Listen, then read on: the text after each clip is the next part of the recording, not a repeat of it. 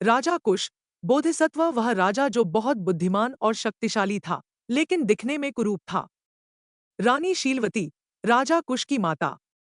राजकुमारी प्रभावती अत्यंत सुंदर राजकुमारी जिससे कुश विवाह करना चाहते थे। कहानी का सार। वरदान से जन्म। एक राजा और रानी बोधिसत्व के माता पिता को इंद्रदेव के वरदान से दो पुत्र प्राप्त होते हैं। कुश जो बुद्धिमान लेकिन कुरूप था, और जयंती जो सुंदर लेकिन कम बुद्धि वाला था। विवाह की समस्या। जब कुश विवाह योग्य हुए तो उन्हें अपनी कुरूपता का डर था कि कोई सुंदर राजकुमारी उनसे विवाह नहीं करेगी। इसलिए उनकी माता ने सोने की एक अत्यंत सुंदर मूर्ति बनवाई और घोषणा की कि कुश उसी राजकुमारी से विवाह करेंगे जो इस मूर्ति जैसी सुंदर होगी। प्रभावती का चयन। राजा के दूतों को सागल देश की राजकुमारी प्रभावती मिली, जो सोने की मूर्ति जैसी ही सुंदर थी। बिना कुश का चेहरा देखे उनके विवाह की बात तय हो गई।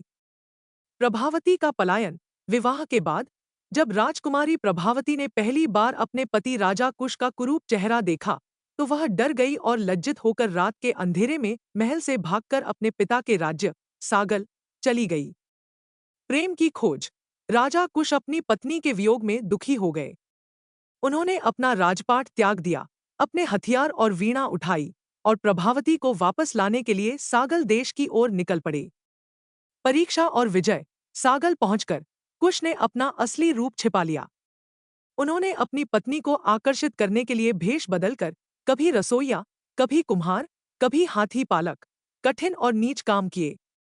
वह सुंदर गीत गाते थे, जिससे प्रभावती को उनके आने का संदेह हुआ।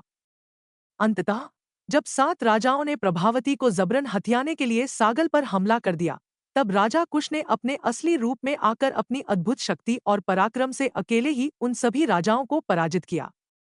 पुनर्मिलन। राजा कुश की बहादुरी और अटूट प्रेम को देखकर प्रभावती ने अपनी गलती मानी और राजा कुश के कुरूपता की परवाह किए बिना उनसे प्रेम किया। इस प्रकार कुश जातक में आंतरिक गुणों की विजय और सच्चे प्रेम के लिए किए गए संघर्ष को दर्शाया गया है। बोधिसत्व। राजा कुश ने अंततः बुद्धत्व प्राप्त किया, और उनका यह जन्म बताता है कि वे अपने पूर्व जन्मों में भी धैर्य, प्रेम और साहस जैसे गुणों का प्रदर्शन करते रहे थे।